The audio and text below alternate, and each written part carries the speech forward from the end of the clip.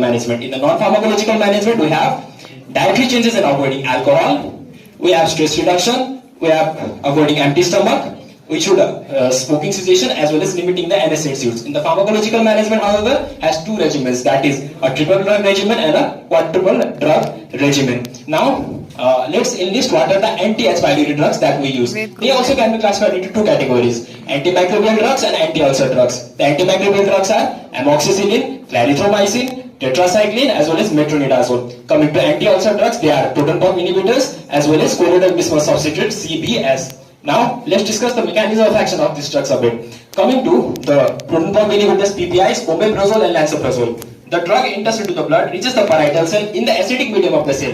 It irreversibly inhibits the hydrogen potassium ATPase bond present in the cell, and that leads to the reduction of gastric acid secretion.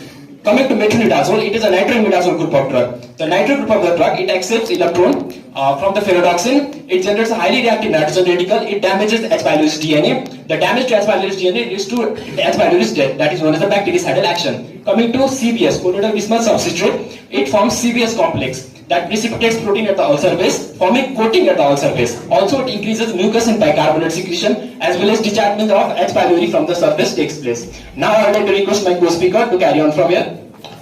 Thank you, Vikan. Now moving on to the mechanism of action of further three drugs. First of all, tetracycline and clarithromycin. Both are protein synthesis inhibitors. Clarithromycin binds to 50 S ribosomal subunit, while tetracycline binds to 30 S ribosomal subunit. They do not allow the translocation of mRNA to tRNA. Thus, it inhibits the bacterial cell wall formation. Thus it inhibits protein synthesis and does not allow bactericidal to show its effect. Talking about amoxicillin, it inhibits transpeptidase enzyme. Thus, it does not allow cross-linking between peptidoglycans. Production of deficient cell wall is there, which causes bacterial cell lysis.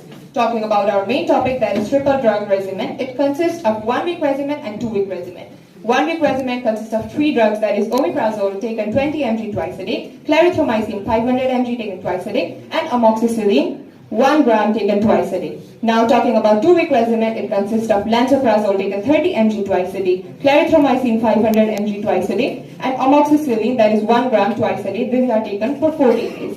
Why do we need the combination of these drugs? Well, the answer is very simple, because a single drug is not effective to eradicate all the symptoms as well as eradicate the H. pylori. So a rationale of combination is important. There is also agent suppressant by PPI, lower risk of relapse, and there is faster healing of ulcer. Now talking about the quadruple drug therapy regimen. It consists of 4 drugs, colloidal bismuth substitute, that is 120 mg taken 4 times a day, tetracycline 500 mg taken 4 times a day, metronidazole taken 400 mg thrice a day, and omeprazole taken 20 mg twice a day. All of these drugs are taken for 2 weeks. Now talking about the rationale. When do we use quadruple drug regimen? We use this if and only if the triple drug regimen fails, and in case of clarithromycin resistance.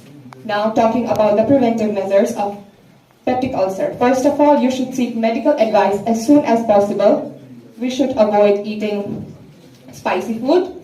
We should avoid smoking. We should avoid alcohol. Why? Because these substances simply cause the gastric mucosal irritation, which may further deteriorate the ulcer. We should avoid stress and always eat healthy food, balanced diet, and drink adequate water. Finally, talking about the complications of untreated peptic ulcer, it may cause chronic blood loss leading to anemia. Thus, it shows a relationship between our two topics, that is peptic ulcer and anemia. There is also perforation in the stomach wall, obstruction, gastric carcinoma, which is mostly seen in gastric ulcer. Now, we have prepared a short video to show how the drugs work against the H. pylori.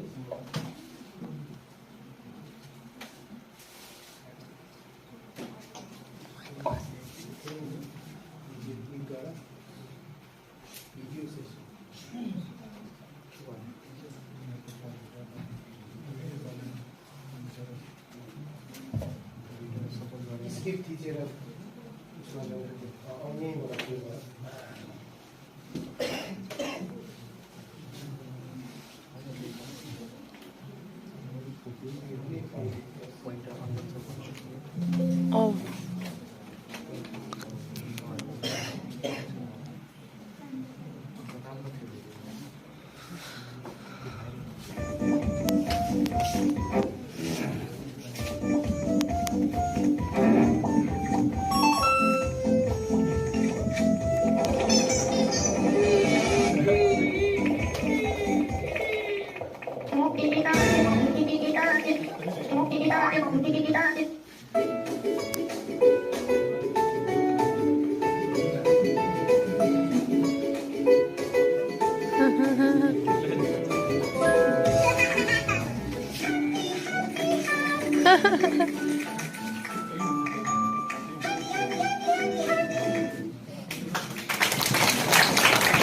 Thank you everyone. Now we would like to end our presentation with a short take-home message.